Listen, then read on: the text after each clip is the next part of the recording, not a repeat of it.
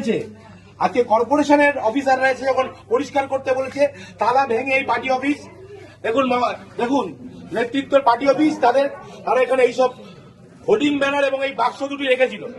আজকে এখানে তালা ভেঙে এখানকার কর্মচারীরা, এখানকার সাফাই কর্মচারীরা, এখানকার অধ্যাপকদের অনুমতি নিয়ে এগুলো উদ্ধার করেছে। আপনারা দেখুন কি পরিমাণ টাকা, 100 টাকা 500 টাকার বান্ডিল উই পোকায় খেয়েছে। এই টাকার উৎস কি আমরা জানতে চাই। এই টাকা কারা?